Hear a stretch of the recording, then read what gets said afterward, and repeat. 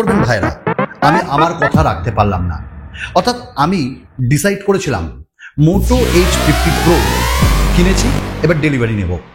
কিন্তু হঠাৎ এমন কিছু রিভিউ দেখলাম যা অনেস্টির ছাপের সাথে এসছে, এবং একই সাথে আমি যখন 28,000 টাকা ওখানটায় দিচ্ছি, আমি যখন ইনভেস্ট করছি, আমার মনের কিছু চাওয়া পাওয়া থাকবে, সেগুলো আমি পাচ্ছি না।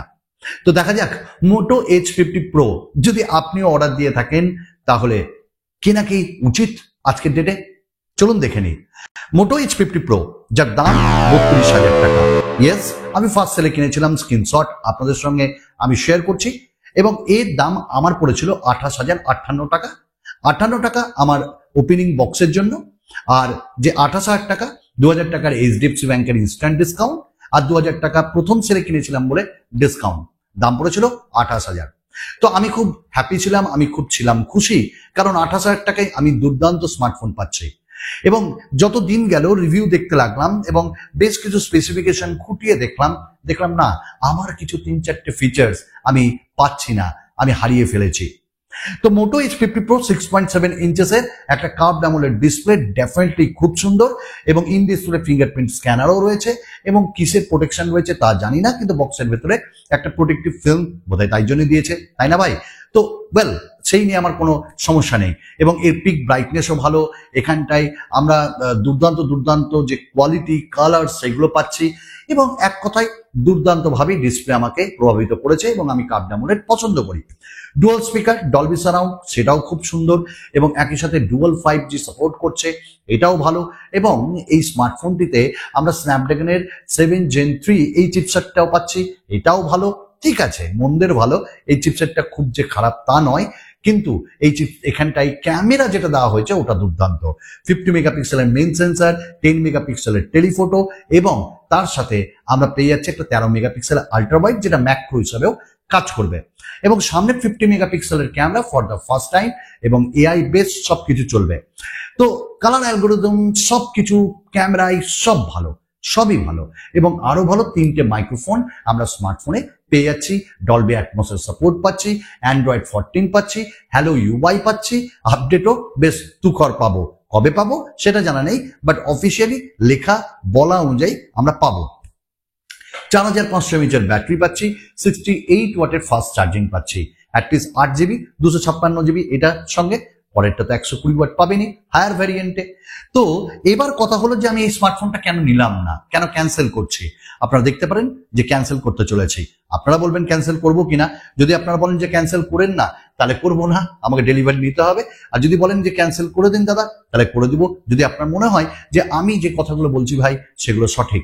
নাম্বার 1, এই স্মার্টফোনটির যে ডিসপ্লে, সেখানে কোনো প্রোটেকশন নেই, অর্থাৎ একবার পড়ে গেলে কিন্তু ভেঙে যাবে। আর কার্ভড অ্যামোলেড ডিসপ্লে কতটা ভঙ্গুর এটা আপনারা জানেন। তো অ্যাটলিস্ট কর্নিং গরিলা গ্লাসের যে প্রোটেকশন সেটা দেওয়া উচিত ছিল। কোথাও না কোথাও আমার মনে হচ্ছে Realme 12 Pro Plus এর থেকে ফার বেটার। নাম্বার 2 এ আমি একটা জিনিস রেখেছি, সেটা হলো যে আপডেট। আমরা এই স্মার্টফোনটাই আপডেট যতই বলুক ব্র্যান্ড, আমরা পাবো না, মানে দেরি করে পাবো। তো এখনো পর্যন্ত মোটো H40 নিয়েও অ্যান্ড্রয়েড 14 পাইনি। আমরা মোটো H40 দেখেছি, এখনো আপডেট পাইনি অ্যান্ড্রয়েড 14 এর। হ্যালো ইউআই পাবে কিনা এটারও একটা গ্যারান্টি নেই, এবং সিকিউরিটি প্যাচ আপডেটেও তারা খুব ডিলে করে। তো এই মুহূর্তে মোটো H50 Pro, তার মধ্যে অনেক বাগস রয়েছে, যেমন ক্যামেরা খুব জিটারিং করছে, ক্যামেরা যে শাটার ল্যাগ দেখা দিচ্ছে, এবং ক্যামেরা ভালোভাবে অপটিমাইজ না, ভিডিও রেকর্ডিং এ দেখা যাচ্ছে আটকে যাচ্ছে।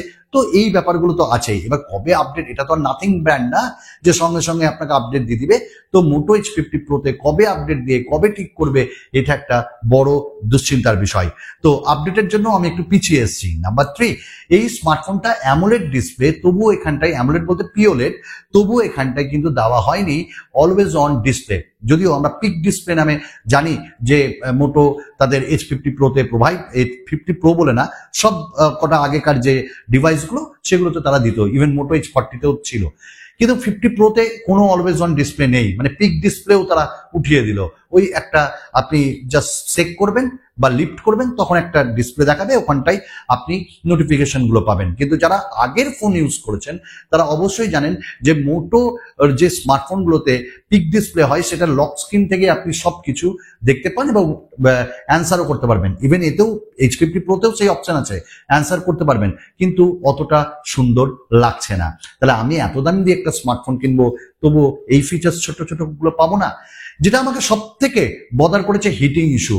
ইয়েস, ফোনটি পাতলা করার জন্য, এতটাই পাতলা করার জন্য যে কুলিং সিস্টেম সেটার দিকে আর নজর দেওয়া হয়নি, এবং কুলিং সিস্টেম না থাকার জন্য ফোন প্রচন্ড হিট করছে। আমার কথা বিশ্বাস করতে হবে না, আপনার রিভিউ দেখুন, যারা রিটেল ইউনিট কিনে কিনে রিভিউ দিয়েছে, প্রচন্ড ব্যাক যে প্যানেল সেটাও হচ্ছে হিট, যদিও সেখানটাই ভেগান লেদার দেওয়ার জন্য, সিলিকন দেওয়ার জন্য অতটা ফিল হচ্ছে না, বাট যে ডিসপ্লে সেখানটায় ফিল করছে তারা 42 অ্যাবাভ হয়ে যাচ্ছে যে হিটিং ইস্যু। তো একটা স্মার্টফোন কিনবো এবং আমি তো ক্যামেরা ইউজ করবোই। ইভেন একটা রিসেন্ট ভিডিও দেখলাম, ক্যামেরা ইউজ করতে করতে ব্যাস স্টপ হয়ে গেছে। কেন না, ফোন গরম হয়ে গেছে। আমরা অনেকদিন আগে রেডমি নোট সিরিজের সঙ্গে দেখেছিলাম। তো এটা কখন কিনবো? হ্যাঁ, হতেই পারে, নতুন ফোন অপটিমাইজ নেই এখন, তো আপডেট দিবে। তো আজ পর্যন্ত এখনো পর্যন্ত মোটোর তরফ থেকে কোনো আপডেট দেওয়া হয়নি। তো ক্যামেরা যেমন ভালো তেমনই ক্যামেরাকে ইউজ করবেন আপনি যতটা বেশি, ব্যাস গরম হয়ে গিয়ে স্টপ হয়ে যাবে। এবং আপনারা জানেন 4K ভিডিও রেকর্ডিং করতে গেলে একটু বেশি চাপ পড়ে ফোনের ওপর, সেখানটায় কি করবে? তো এই ভেবে আমি একটু দূরেই সরে এলাম যে হিটিং ইস্যু থাকার জন্য। ইভেন গেমিং যখন বেশি করা হচ্ছে তখনও হিটিং ইস্যু দেখা যাচ্ছে। নেক্সট সেটা হলো যে এই স্মার্টফোনটাই আমরা পোর্ট্রেট মোডে ভিডিও রেকর্ড করতে পারবো না। আমি অবাক। অ্যাকচুয়ালি মোটো H40 বলুন, H40 নিও বলুন, মোটো G84 এইরকম কম দামি স্মার্টফোনগুলোতেও পোর্ট্রেট ভিডিও রয়েছে। আর যেটা স্পেশালি ক্যামেরার জন্য একটা ফোন বের করলো তারা ফ্যান্টমের সঙ্গে, সেইখানটায় তারা দিতে পারলো না পোর্ট্রেট ভিডিও, ওখানটাই গায়েব করে দিল। এটা আমি খুব অবাক হয়ে গেছি যে পোর্ট্রেট মোডে আমি ভিডিও রেকর্ড না ফ্রন্ট না ব্যাক কোনোটা দিয়েই করতে পারবো না। তাহলে আমার সেই ক্যামেরার দরকার কি? তো আমার এই ছোট ছোট ফিচার্স গুলো দরকার ছিল, সেই ফিচার্স গুলো গায়েব হয়ে গেছে এই স্মার্টফোন থেকে। আবার ওয়াইস খুব জেট্রি করছে এবং সে কি কাইন্ড অফ ভিডিও ফুটেজ দিচ্ছে। তো এই জায়গাটাও এত দাম দিয়ে যখন স্মার্টফোন কিনবো, এত কিছু যদি আমি কম্প্রোমাইজ করি তাহলে কি করে হয়? ইভেন এই স্মার্টফোনটার ব্যাটারি ব্যাকআপ বেশ ভালো, কিন্তু ব্যাটারি ব্যাকআপ বেশ ভালো হলেও 4500 এমএএইচের ব্যাটারি নিশ্চয়ই 5000 এমএএইচের মতন দেবে না, বেশ কিছুটাই কম দেবে। যদিও স্ক্রিন অন টাইম সবাই বলছে 6 ঘন্টা 7 ঘন্টা পাচ্ছে, তো ওয়েল ঠিক আছে, আমি সেটাও কম্প্রোমাইজ করলাম। কিন্তু UFS 2.2 কেন? যদিও সেটা অনেক যে রিভিউয়ার তারা দেখাচ্ছে খুব ফাস্ট এবং ভালোই, UFS 2.2 কে অপটিমাইজ ভালোই করেছে, চলো সেটাও মানলাম। তো ওভারঅল আমি যদি দেখি এত দাম দিয়ে স্মার্টফোন কিনে আমি যদি নর্মাল ফিচার্স গুলো একজন নর্মাল ইউজার হিসেবে না পাই, তাহলে আমি এত টাকা এখানটায় ঢালবো কেন?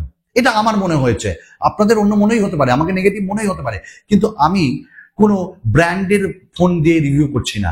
আমি কিনছি আমার পকেট থেকে, আমার 30,000 টাকা 28,000 টাকা যাচ্ছে। তো একজন আমি ইউজার হিসেবে দেখবো যে আমি 30,000 টাকা বা 28,000 টাকা দিয়ে কিনে আমি স্মার্টফোনটাই কি পাচ্ছিটা কি রিটার্নে? পাচ্ছি কিছুই না।